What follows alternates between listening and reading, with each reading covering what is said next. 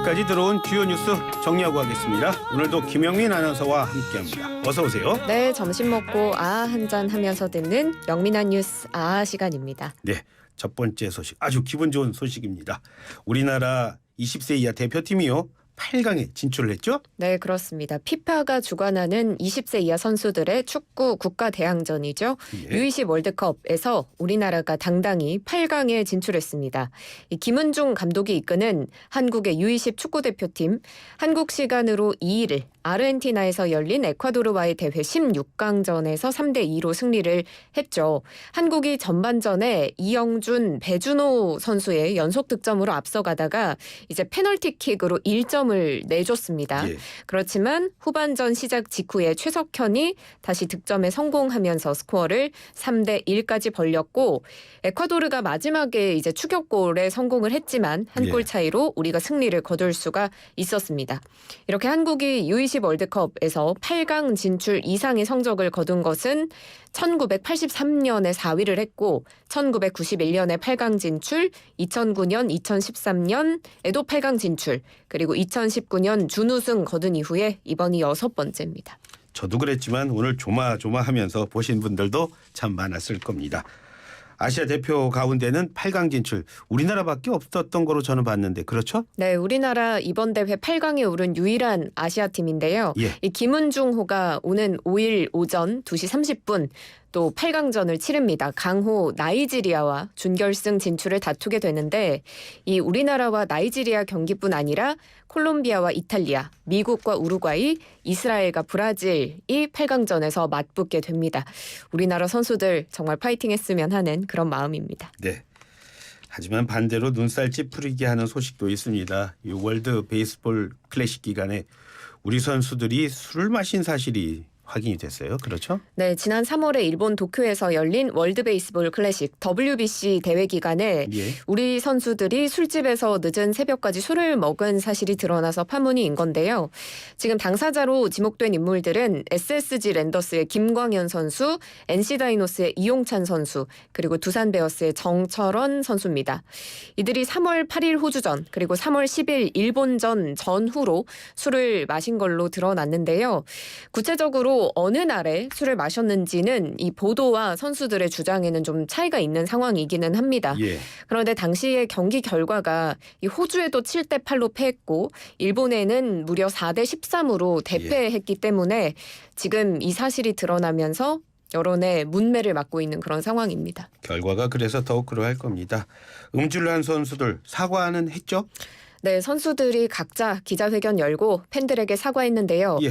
먼저 김광현 선수, 인천 SSG 랜더스 필드에서 취재진과 만나서 베테랑으로서 생각이 짧았다. 내 행동을 컨트롤하지 못했다라며 고개를 숙였습니다. 그리고 팬들에게도 죄송하다는 말씀 드리고 싶다. KBO의 조사에도 성실히 응하겠다고 밝혔고요. 또 이용찬 선수도 이유를 불문하고 깊이 반성하고 있다고 음주 사실을 시인하고 사과했고 정철원 선수도 이 대표팀 성적이 좋지 않은 상황에서 경솔하게 행동했다. 내 자신이 부끄럽다. 이렇게 밝혔습니다. 이번 사안을 놓고 KBO는 지금 상벌위원회 개최를 검토하고 있는 상황이고요. 예. 지금 김광현 선수 소속팀인 SSG는 김광현 선수를 1군 엔트리에서 말소했습니다. 아, 그렇군요. 근데 지금 김광현 선수 얘기 말씀해 주셨는데 김 선수의 그 과거 인터뷰 내용이 또 재조명되고 있다 이런 말이 있어요. 이게 또 무슨 말입니까? 네, 김광현 선수가 지난 3월 8일에 예. 호주와의 WBC 조별리그 1차전 앞두고 이제 언론과 인터뷰를 가졌는데 그랬어요? 거기에서 했던 내용이 화제가 되고 있는 겁니다. 예. 당시에 취재진이 일본 선수단이 맏형 다르비슈의 주도 아래 회식을 했다더라 이런 이야기를 하자 이 김 선수가 회식을 했대요 이렇게 반문을 하더니 우리는 8강 이상 가면 회식을 하는 걸로 하겠다라고 음주를 하지 않겠다는 취지의 발언을 한 겁니다. 그러면서 했던 발언이 이 시작도 하기 전에 회식하면 또 얘기가 나올 수 있다. 조심스럽다. 눈치 보는 게 일상이다. 이런 이야기를 했는데 예. 지금 와서는 그 시기에 음주를 했던 사실이 드러나면서 당시 인터뷰 내용이 비판을 받고 있는 상황입니다. 그렇군요. 다음 소식 알아보겠습니다. 고발 사주 의혹을 받고 있는 분입니다. 그래서 기소가 됐죠. 손준성 씨. 제보자 조성은 씨와 만난다고 하던데 만났을까요? 지금 이 시간이면 어떨까요? 네, 지금 서울중앙지법 형사합의 27부가 공직선거법 위반 등의 혐의로 기소된 손준성 서울고검의 송무부장 예. 13차 공판기일 오늘 진행하는데요. 오늘 제보자 조성은 씨의 증인신문도 이뤄지거든요. 아, 그 지금 얘기군요. 조성은 예. 씨는 재판에 출석하기 위해서 들어가는 모습까지 보도를 통해서 확인이 됐습니다. 이 조성은 씨는 이 사건의 공익 제보자죠. 손 부장이 범여권 인사에 대한 고발장을 김웅 의원에게 전달했는데 예. 이 고발장이 김웅 의원을 또 통해서 조 씨에게까지 전달이 된 걸로 알려졌고 예. 조 씨가 2021년 9월에 이를 국민권익위원회에 신고하고 언론에 알리면서 이 논란이 불거진 바 있습니다. 예. 잠시 언급을 하셨습니다만 손준성 씨 지금 어떤 혐의를 받고 있는 거죠? 네, 손 부장이 대검찰청 수사정보정책관 시절인 지난 2020년에 4.15 총선에 개입할 목적으로 당시 범여권 인사에 대한 고발장을 김웅 국민의힘 의원, 당시 미래통합당 후보에게 전달한 혐의로 재판에 넘겨진 건데요. 공수처는 이 손 부장이 같은 해 4월 3일, 8일 이때 일명 제보자 X로 불리는 지모 씨, 그리고 최강욱 민주당 의원, 황희석 전 최고위원, 유시민 노무현재단 이사장 등의 고발장을 김웅 의원에게 전송해서 여권에 대한 부정적 여론을 형성하려고 한 것으로 보고 있습니다. 네. 자, 이 사건으로 지금 많이 시끄럽습니다. 또래 여성을 살해한 20대 여성 결국 신상을 공개했습니다. 그렇죠? 네, 이 여성의 신상은 23살 정유정입니다. 정말 어리더라고요. 1999년생인데요. 정 씨는 할아버지와 함께 살면서 생활을 해왔고 2018년에 고등학교를 졸업한 이후에는 별다른 직업 없이 생활을 했다고 해요. 예. 외출도 거의 없었던 것으로 확인이 됐고 범행 직전까지 공무원 시험을 준비하고 있었다고 합니다. 이 정 씨가 지난 5월 24일에 과외 중개 앱을 통해서 또래인 20대 여성에게 자신이 중학생의 학부모인 양 가장에서 접근을 했는데요. 자신의 자녀가 영어 과외를 받도록 하고 싶다 이렇게 속인 뒤에 자신이 중고로 교복을 사서 그 교복을 입고 그 중학생인 척 피해 여성의 집에 찾아갑니다. 예. 그래서 잠시 대화를 나누다가 흉기를 휘둘러 피해자를 살해했는데요. 이후에 정유정은 마트에서 흉기와 락스, 비닐봉지 등을 구입한 뒤에 자신의 집으로 돌아가서 캐리어를 챙기고 A씨의 집으로 가서 시신을 훼손했고요. 예. 이 시신 일부를 캐리어에 싣고 택시를 타고 낙동강변으로 이동해서 풀숲에 이를 유기했습니다. 그때 당시에 정유정을 태운 택시기사가 이 새벽 시간에 여성이 혈흔이 묻은 캐리어를 들고 풀숲으로 들어간 것을 좀 수상히 여겨서 예. 경찰에 신고하면서 이번 범행이 드러났습니다. 예, 택시기사분께서 큰 역할을 했네요. 자, 검찰에 송치한다고 하던데 송치는 됐습니까? 네, 오늘 검찰로 넘겨졌는데요. 정유정은 경찰서 유치장 빠져나오면서 입장 밝혔습니다. 피해자 유가족들에게 정말 죄송하다. 제정신이 아니었던 것 같다 이렇게 답했는데요. 예. 또 본인의 신상 공개에 관한 질문에는 할 말이 없다. 검찰 조사에 성실히 임하겠다면서 말을 아꼈습니다. 지금 정유정과 함께 생활하는 할아버지의 인터뷰 내용도 나왔던데 예.